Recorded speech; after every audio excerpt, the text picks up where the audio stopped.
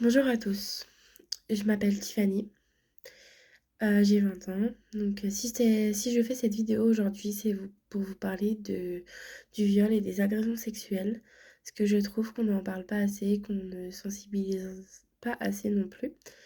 Moi, j'ai été victime de viol le 30 novembre 2016 par un ami. Donc demain, ça fera 5 ans que je viens d'en faire, que c'est très douloureux à vivre au quotidien, que voilà. Donc j'ai mis du temps à en parler à ma famille.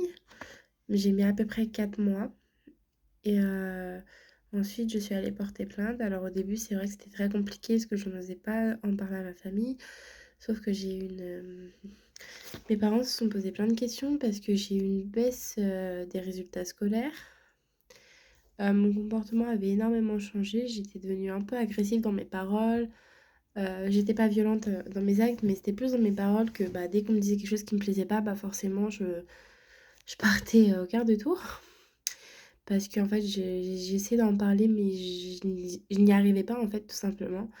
Donc en fait, grâce à une amie, en fait, un jour, j'ai dit: «Ça y est, là, faut que j'en parle. Je tiens plus, voilà, je dors plus, je fais que de pleurer tous les soirs dès que je rentre», donc voilà. Ensuite, j'ai envoyé ce fameux message à ma maman, lui expliquant pourquoi j'étais comme ça, lui expliquant que, bah, un garçon m'avait violée, m'avait volé ma virginité, tout simplement. Donc mes parents, bien évidemment, étaient sous le choc parce qu'ils ne pensaient pas que ça allait m'arriver un jour. Mais malheureusement, ça n'arrive pas qu'aux autres, ça arrive à nous, à nos proches. Sauf qu'en fait, la plupart des femmes se taisent et n'en parlent pas. Et c'est pour cela que je fais cette vidéo. Et si un jour cela vous arrive, parlez-en. N'ayez pas peur. Voilà, parlez-en à vos proches, à vos amis, à des gens à qui vous avez confiance. Moi, ma maman, ça a été la première au courant parce que ma maman, je lui dis tout et ça a été comme c'est comme une confidente pour moi et que bah voilà, j'ai pu compter sur elle, sur mon père, sur mes grands frères, euh, sur mes proches aussi, qui sont comme de la famille pour moi.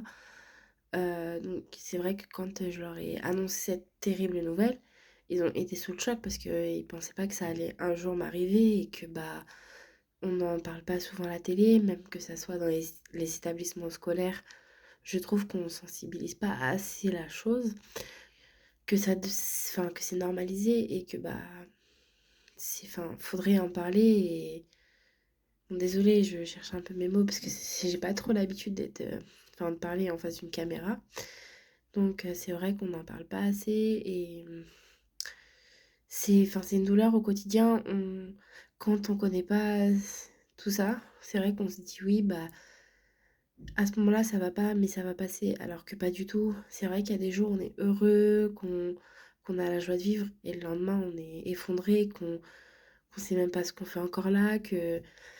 Donc c'est une douleur au quotidien, et malheureusement, pour les gens qui n'ont pas vécu ça ou ce genre de situation, pour eux, bah ça va passer. Alors que finalement, non, on vivra avec cette douleur toute notre vie, et que bah les gens vont nous dire, oui, mais il y a bien plus grave. Je sais qu'il y a bien plus grave, mais... C'est une douleur auquel on ne pourra pas mettre de mots sur ça. Parce que, voilà, malheureusement, bah, c'est douloureux. Les gens ne peuvent pas comprendre ce qu'on ressent, ce qu'on vit à ce moment-là, ce qui est très, très douloureux. Donc, il y a même des jeunes filles, même des hommes, hein, parce que ça n'arrive pas qu'aux filles, malheureusement. Ça arrive aussi aux hommes et que, bah, il y a des personnes, ils s'enlèvent la vie. Moi, c'était ma première idée, de m'enlever la vie, parce que vraiment, au début, je pouvais vraiment pas vivre avec ça. Je me pose énormément de questions, donc bien évidemment, j'ai été aidée par une psychologue qui m'a beaucoup aidée, je la remercierai toute ma vie. Elle m'a beaucoup aidée, c'était vraiment une personne en or. Donc voilà. C'est vrai que bah, c'est compliqué à vivre, parce que du coup, on a un regard différent sur les autres. Dès qu'un homme va s'approcher de nous, on n'aura pas le même regard qu'on pouvait avoir avant. On aura toujours peur que ça nous arrive à nouveau. Et voilà. Donc on est beaucoup plus méfiante. Enfin pour moi, pour ma part, c'est le cas en tout cas. Je suis beaucoup plus méfiante qu'avant. que ça soit en termes d'amitié ou autres relations. Donc c'est vrai que voilà et en plus, bah, bon, il y a pas longtemps, j'ai été confrontée à lui, donc ça a été une épreuve très compliquée à vivre, parce que j'étais toute seule, que, bah, personne pouvait m'accompagner parce qu'ils ont refusé.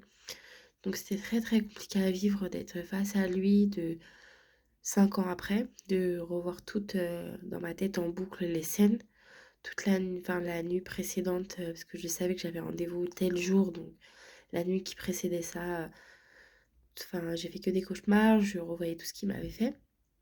Donc ça a été très, très dur. Bien évidemment, il a nié tout ce qu'il m'a fait, que je disais ça pour une simple vengeance parce que, bah, apparemment, j'aurais voulu sortir avec lui, sauf que c'était faux. Heu, je n'ai jamais envisagé ça. Pour moi, j'étais trop jeune. De toute façon, je lui avais dit clairement non, que j'étais trop jeune, pour, avoir des relations avec un homme, parce que, enfin, pour ma part, à l'âge de 15 ans, je ne pensais pas à ça du tout. Donc voilà. Donc c'est vrai que c'est une épreuve très compliquée d'être, confrontée à son violeur. Parce qu'on se dit: «Oui, mais il peut raconter n'importe quoi, il» et après, bah, la police vont le croire lui et du coup, oui, c'est très compliqué. En tout cas, bah, moi, je soutiens toutes les jeunes les filles, les hommes qui ont vécu ça, qui c'est pas évident, c'est pas facile et que bon, moi, j'ai beaucoup de chance d'avoir ma famille, mes proches. Là, ça fait à peu près quelques semaines que j'ai commencé à en parler, sur mes réseaux sociaux, que ça soit, Instagram, enfin, j'ai 2 Instagram, j'ai un Instagram où j'écrivais déjà, en anonyme, sur ce genre de choses-là. Et sur mon Instagram principal, là, j'ai commencé à en parler, et sur, mon Facebook également. Et c'est vrai que j'ai reçu beaucoup de messages de ma famille qui me soutenaient, des amis, de la famille, tout ça qui m'ont fait chaud au cœur parce que, voilà, surtout un message en particulier qu'une personne m'a dit et du coup ça m'a fait énormément chaud au cœur parce que c'est voilà. Mais c'est vrai qu'il faut en parler, il faut pas rester dans le silence malheureusement et que, bah parce que ça détruit une vie complètement, ça détruit complètement une vie. Enfin, pour ma part, en tout cas, il a détruit la mienne parce que je ne suis plus la même qu'avant. Je me pose plein de questions encore au jour d'aujourd'hui. Comment il a pu faire ça? Comment, enfin, e- est-ce qu'il s'est dit un matin, bah, je vais la violer? Enfin, voilà, est-ce que pour lui, il était conscient de ce qu'il faisait? Enfin, je me pose plein de questions.